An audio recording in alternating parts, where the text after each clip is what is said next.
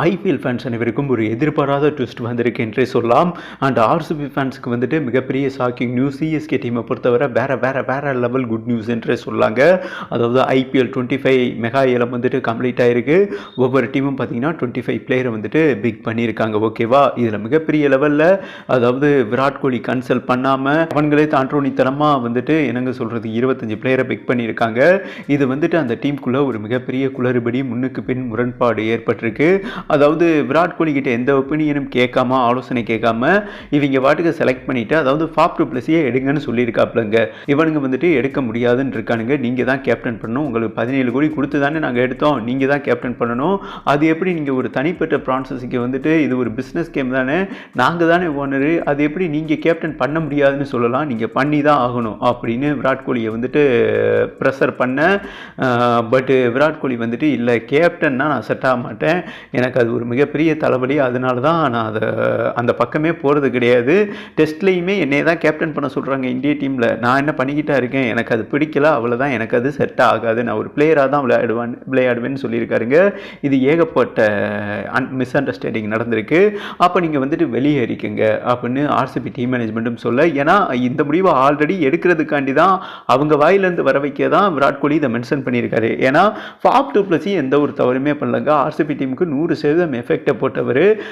பட்டு என்ன சொல்கிறது, அவரை வந்துட்டு பிக் பண்ணுங்கன்னு சொல்லியிருக்காரு, ரீட்டன் பண்ணுங்கன்னு. ஆனால் கேட்காம அவரை ஆற்றுல விட்டாயின்னு வைங்களேன். இது விராட் கோலிக்கு பிடிக்கல. என்ன ஒருத்தவனை மட்டும்தான் நம்பி இருக்கு. நீங்கள் ஆர்சிபி ஸ்குவாடை பாருங்கள், அல்லுசில் பேட்ஸ்மேன் தாங்க அதிகம், அதிரடி பேட்ஸ்மேன். இவங்கெல்லாம் வந்து நம்ப முடியாது. லிவிங்ஸ்டனு, சால்டு, வேற எந்த ஒரு பேட்ஸ்மேனுமே தெளிவான பேட்ஸ்மேன் கிடையாது. 20 ஓவர் எடுத்துக்கொண்டு போகிற பேட்ஸ்மேன் கிடையாது. இந்த நிலையில் நான் விளைவிக்கிறேன் இருக்காருங்க.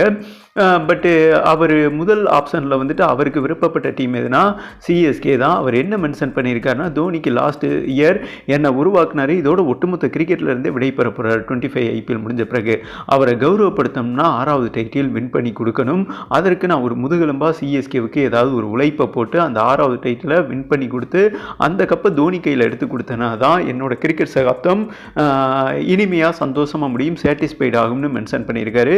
உடனே ஆர்சிபி டீம் மேனேஜ்மெண்ட்டும் ஓகே பண்ணியிருக்காங்க. சிஎஸ்கே டீம் மேனேஜ்மெண்ட் கிட்ட இதை பேசும்போது அவங்க கண்ணை முடிக்கிட்டு ஓகே பண்ணியிருக்காங்க. காரணம் என்னன்னா, விராட் கோலி மிகப்பெரிய brand, one down batsman, captain மெட்டீரியலாக யூஸ் பண்ணிக்கலாம். அண்டு இவர் ஒரு மிகப்பெரிய பிராண்டுங்க. ஓகேவா, விராட் கோலி வந்தாலே வேற லெவல் தான்.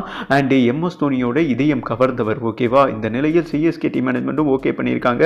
அப்போ என்ன ஒப்பந்தம் பண்ணியிருக்காங்கன்னா, விராட் கோலி சிஎஸ்கே டீமில் வராருங்க. அவங்க வந்துட்டு ஜடேஜாவை கேட்டிருக்காங்க, ஆல்ரவுண்டர், ஒரு கேப்டன் மெட்டீரியலாக யூஸ் பண்ண போகிறாங்க. சிஎஸ்கே டீம் மேனேஜ்மெண்ட்டும் ஓகே பண்ணியிருக்காங்க. ஓகேவா, அதாவது விராட் கோலியோட தனிப்பட்ட விருப்பத்தினால தான் இப்படி ஒரு பேச்சுவார்த்தைக்கு உட்பட்டு 2 டீமும் அக்ரிமெண்ட் பண்ணியிருக்கிறதா ஒரு முக்கியமான செய்தி வந்திருக்குங்க.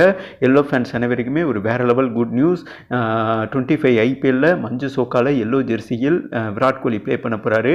அதே மாதிரி யாரும் எதிர்பார்க்காத ட்விஸ்ட் என்னன்னா, ஆர்சிபி புது கேப்டனாக நம்ம ஜட்டு செயல்பட போகிறாரு. ஜட்டுவும் வந்துட்டு கேப்டனாக இருக்குன்னு ஆசைப்பட்டாருங்க. அவரோட கனவே கேப்டனாக பண்ணணும் ஒரு பிரான்சஸுக்குன்னு. அந்த வாய்ப்பு வந்ததுனால அவரும் சந்தோஷமாக தான் போயிருக்காரு. ஓகே.